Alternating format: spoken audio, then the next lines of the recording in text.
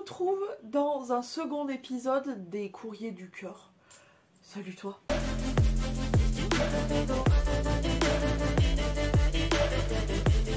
En commentaire, tu me mets cet emoji et du coup, on se retrouve pour un deuxième épisode des Courriers du Cœur. Alors, si jamais vous avez une histoire à me raconter, un sujet sur lequel rebondir dans le love, etc., n'hésitez pas à me contacter avec l'adresse mail qui s'affiche, oui bien sûr, qui s'affiche juste là. Donc emiso3obeauty@email.com, c'est bien, tout à fait bien écrit comme ça.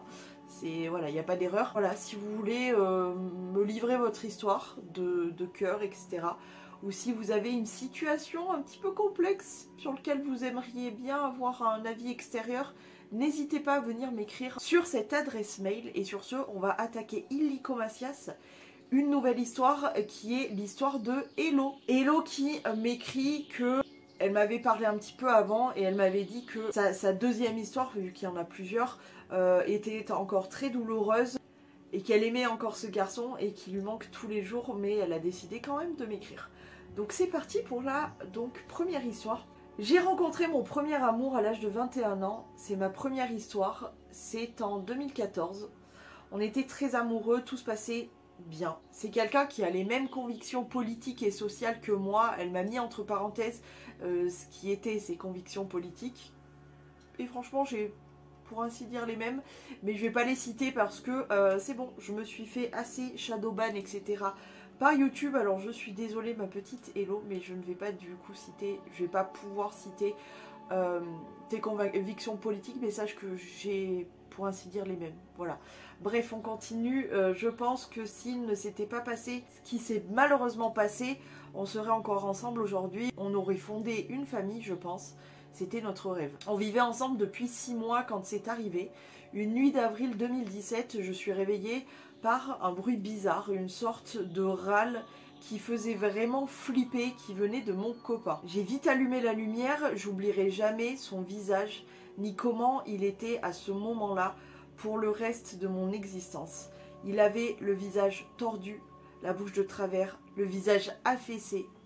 Il ne pouvait à peine parler, il me disait avoir très mal à la tête. Il vomissait un peu, il n'arrivait pas vraiment à ouvrir la bouche pour vomir. Tout son corps était raide, dur. J'ai dû l'aider à vomir pour éviter qu'il ne s'étouffe avec... désolée pour les détails, mais là c'est pour faire comprendre l'horreur de la situation. Donc vraiment là Hello elle nous met dans l'ambiance de la situation qui est juste choquante, je pense, de voir, de retrouver la personne qu'on aime dans un état comme ça. Bref, j'ai tout de suite appelé le 15 qui au début ne me croyait pas. Il pensait que mon copain était juste bourré ou qu'il avait fait une intoxication alimentaire. Ils ont fini par arriver au bout de 20 minutes, les 20 minutes les plus longues de ma vie, on te comprend.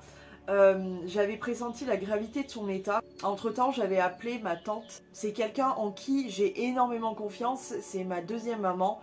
On est allés ensemble à l'hôpital d'ici, de chez moi, puisque Hello est de par chez moi. Là, arrivé aux urgences, un médecin nous fait rentrer toutes les deux dans un box en nous disant que mon copain était en train de faire une rupture d'anévrisme et qu'il allait être transporté à l'hôpital Nord de Saint-Étienne en hélico, qu'il l'avait plongé dans le coma pour éviter qu'il ne souffre, que son pronostic vital était engagé.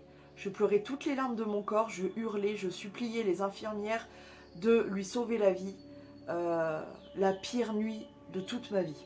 Le lendemain, j'ai pu le rejoindre à Saint-Étienne avec sa famille. Il a fait en tout 5 semaines de coma. Au bout de 3 semaines, les médecins nous ont dit que son pronostic vital n'était plus engagé, qu'il allait vivre, mais qu'il aurait certainement de grosses séquelles.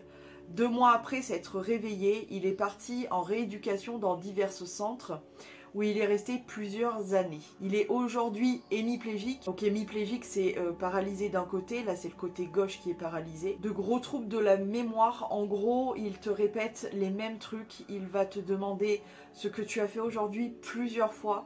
Il est complètement désinhibé au niveau sexuel. Il peut regarder un film porno pendant que sa famille boit le café à table. Il me touchait la poitrine aussi à l'hôpital devant tout le monde. On faisait tous genre que c'était normal pour pas le perturber.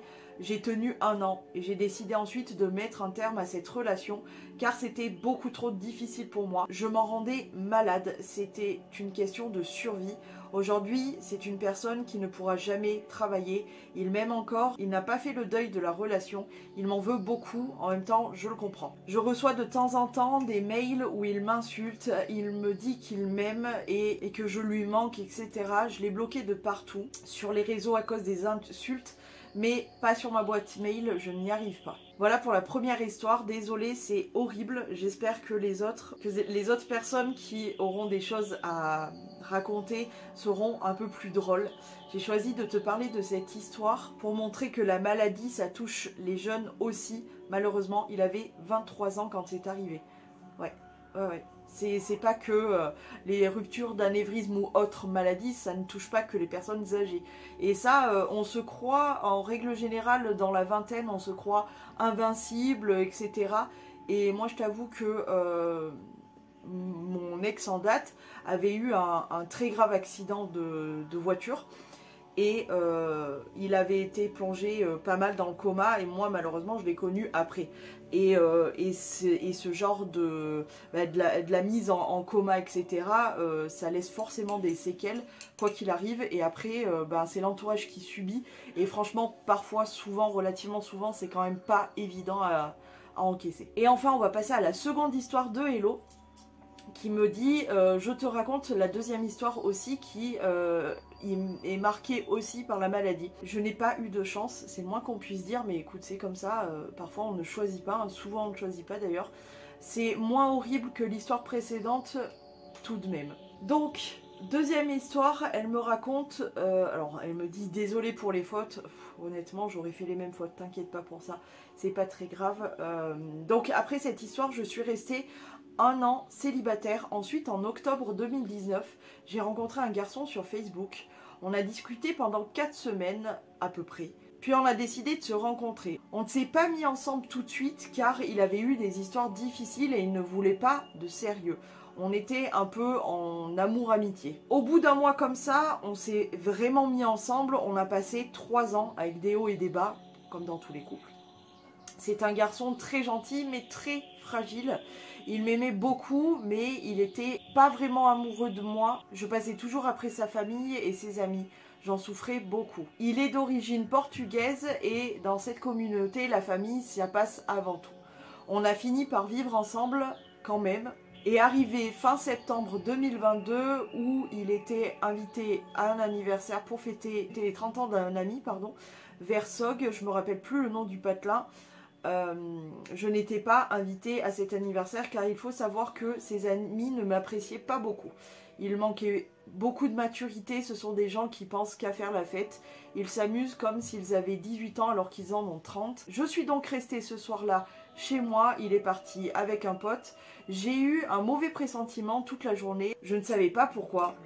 Je faisais que de lui dire de ne pas aller à cet anniversaire, de rester avec moi. Bien sûr, il ne m'a pas écouté, vu que je passais après ses amis. Il devait rentrer le lendemain de soirée. Je suis donc partie à Landos, chez mes parents, pour ne pas rester toute seule à déprimer. Le lendemain, vers 13 h, je reçois un appel de son pote. « Hello, viens récupérer ton mec chez moi.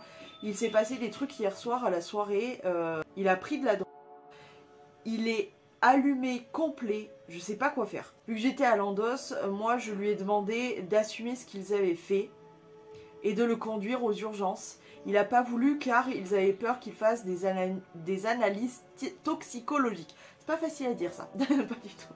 Ça prouve la maturité de ces gens. Ouais, ils préfèrent peut-être potentiellement qu'il se passe quelque chose de grave plutôt que d'amener leur soi-disant pote à l'hôpital.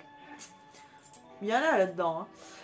J'ai donc appelé ses parents, ils l'ont ramené chez eux et il est resté dans le lit comme ça toute l'après-midi. Apparemment, il n'avait pas mesuré la gravité de la situation. Quand je l'ai vu le soir dans ce lit, j'ai eu très peur. Ça m'a fait penser à la rupture d'anévrisme de mon premier copain.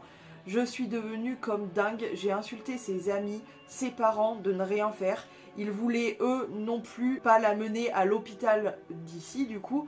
C'est petit et ils avaient peur que ça revienne aux oreilles de son employeur. Sans déconner, ça c'est vraiment... Même les parents sont débiles dans l'histoire, sans déconner, c'est grave. Hein. C'est vraiment grave. Pardon, mais il y a un moment, tu préfères taire les choses plutôt que ton gamin, ça se trouve, il aurait pu, vraiment, hein, il aurait pu se passer quelque chose de très très grave. De très très grave. Même les parents sont inconscients et l'ont même pas amené à l'hôpital, je comprends pas. Vraiment, c'est lunaire pour moi. J'ai appelé son meilleur ami car je savais qu'il aurait plus d'influence que moi sur les parents qui ne m'aimaient pas. Il a réussi à le faire hospitaliser 2 jours. Pendant ces 2 jours, il était incohérent complet. Il ne savait plus s'il était vivant ou mort. Il se croyait dans le film Matrix, etc. Les médecins voulaient qu'il aille 2-3 semaines à Sainte-Marie. Donc Sainte-Marie, c'est notre hôpital psychiatrique. Ses parents s'y sont opposés. Il est rentré chez ses parents, il a encore raconté n'importe quoi, comme ça, par moment, pendant 1 semaine. Après, ça lui est passé, mais il avait de grosses angoisses. Aujourd'hui, il est presque comme avant, il a repris un travail et tout. Par contre, il ne ressent plus grand chose au niveau de ses sentiments. C'est compliqué à expliquer.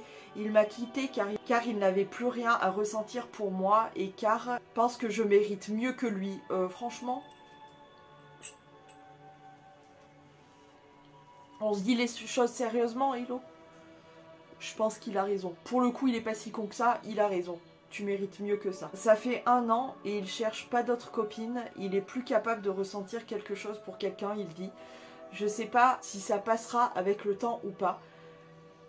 On est resté très proches, on se voit souvent. Bizarre pour des ex, mais la situation est particulière. C'est difficile pour moi car je l'aime toujours. J'ai choisi de raconter cette histoire aussi pour montrer que le cannabis, c'est pas quelque chose d'anodin. Ils avaient ingéré ça à l'anniversaire dans des gâteaux au chocolat avec du dedans, ça s'appelle donc des space cakes. Voilà, on finit sur cette histoire-là. Eh bien écoutez, finalement on est sur 2 leçons dans ces 2 histoires. La première, qu'il ne faut pas croire que la maladie, ça n'est que aux autres et c'est que aux personnes d'un certain âge. Non. Un accident, franchement, est si vite arrivé, genre vraiment, on se rend pas compte.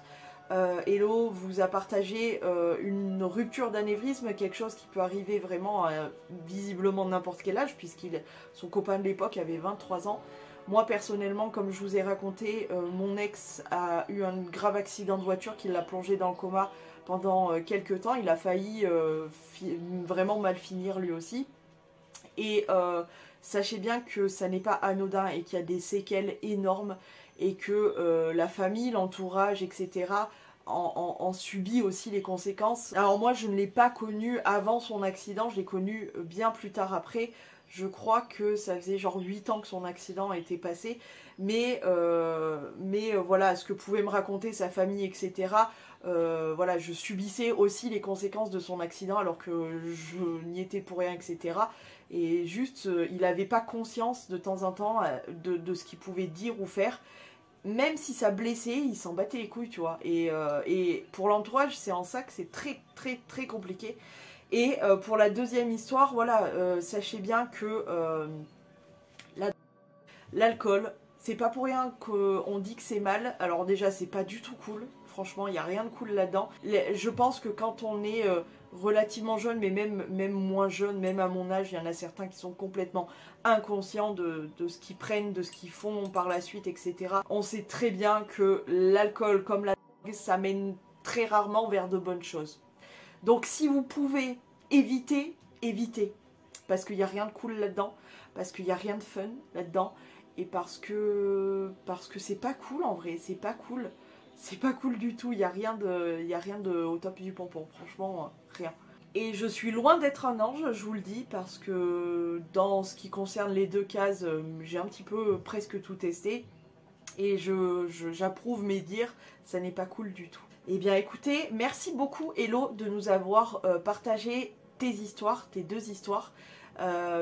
Encore une fois, je vous remets mon mail ici et vous le trouverez en barre d'infos. N'hésitez pas si vous voulez nous raconter tout simplement votre histoire de cœur, etc. Si vous avez besoin de conseils entre guillemets, si je peux vous apporter un œil extérieur, n'hésitez pas. En tout cas, c'est un concept que j'aime plutôt bien. J'espère qu'il vous plaît toujours. Je vais vous laisser, je vous fais plein de gros poutous et je vous dis à demain.